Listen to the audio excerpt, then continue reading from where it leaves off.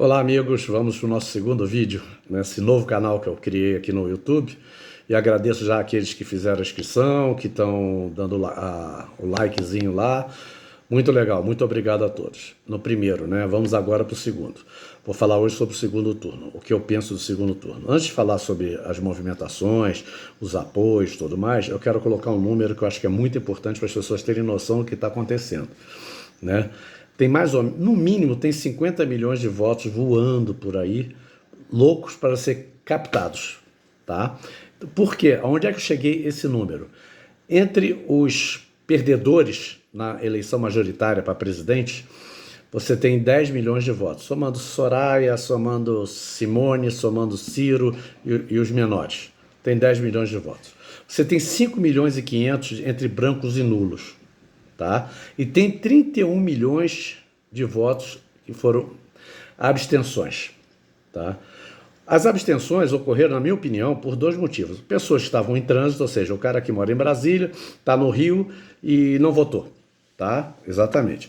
E o outro caso foi as filas quilométricas às 9 horas da noite. Muita gente desistiu. Tá bom? Ponto. Esse é o número. Isso sem contar os votos nos estados, né? Em senadores, governadores que também estão soltos aí. Os perdedores, os votos perdedores estão soltos, tá? Então é um número muito grande de eleitor que não dá para desprezar se você quiser ganhar essas eleições, tá? Então vamos lá. O Lula, eu acho, na minha opinião, que o Lula já chegou ao teto, ou próximo do teto, tá bom? Porque o eleitor do Lula, ele é fiel.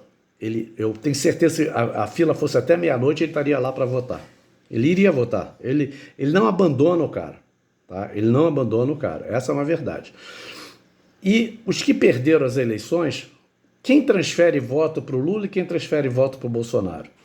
Eu acho que a transferência de voto tem muito mais chance para o Bolsonaro, principalmente no lado do Ciro e da Tebet, né? Que esses eleitores votaram nesses dois, a maior parte, em função das palavras do Bolsonaro durante a pandemia, durante o governo, enfim, palavras críticas, têm que ser criticadas, tá?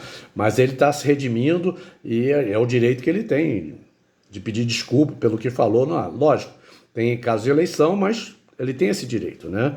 Ele não está sendo orgulhoso, pelo contrário, ele está bem light até em cima disso tudo. Agora, as alianças. O Bolsonaro conseguiu belíssimas alianças com o Zema. O Zema não fez campanha para o Bolsonaro na eleição dele, porque ele sabia que tinha muito eleitor do Lula que ia votar nele, pelo governo, pela localidade, né? Mas agora ele vai entrar fundo na eleição em respeito a isso. Ponto. E São Paulo, não tenha dúvida, o Tarcísio, o Rodrigo, os senadores eleitos, enfim, esses também vão trazer muito voto, além do Paraná. Principalmente Paraná, mesmo com a entrada do Moro e do Dallagnol, que vão jogar pesado em cima do Lula. Essa é uma situação. Então, o campo é muito aberto. A questão do Nordeste,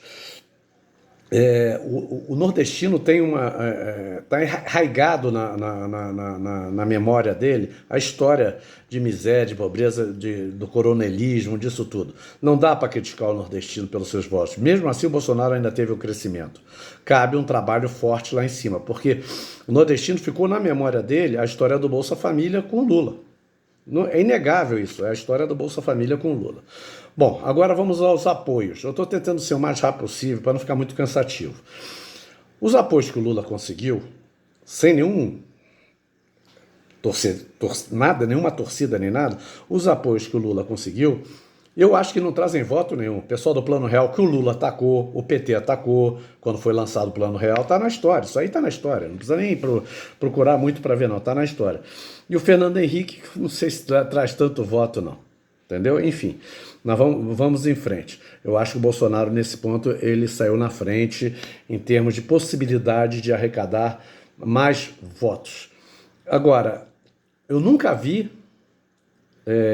eu acho que há um certo desespero na esquerda, porque se você olha o Twitter, você vai ver a quantidade de fakes e manipulação de notícias para prejudicar o Bolsonaro, lógico, com a devida colaboração da mídia, colocando em manchetes coisas que não estão acontecendo na realidade. Quando você entra na notícia, você vê que não é bem assim. Entendeu? Essa história das universidades, esse negócio da maçonaria é um absurdo. É uma coisa tão absurda que não dá nem para comentar, não dá nem para levar adiante. Então, o que eu acho é o seguinte: o Lula está próximo do teto, o Bolsonaro tem muito mais chances de pegar voto, muito mais voto. Eu acho que está muito aberta essa eleição, entendeu? E olhando o cenário atual, eu acho que o Bolsonaro tem muito mais chance. Vamos aos debates. Eu não sei se o Lula vai encarar esses debates. Não sei se ele vai encarar. Porque vai ser só ele e o Bolsonaro. E o Bolsonaro vai atacar firme na questão da corrupção. Depois, esse negócio de corrupção, pandemia, tudo mais, vai ser num próximo vídeo, para não ficar longo esse aqui. Então, é essa a minha opinião. Nós temos um cenário em que o Bolsonaro tem mais chances de pegar votos do que o Lula. Acho que o Lula está mais próximo do teto, entendeu? O teto dele. E vamos analisar os próximos momentos, os debates, as conversas que vêm por aí, tá bom? Obrigado pela atenção de vocês. Volto em breve. Um abraço.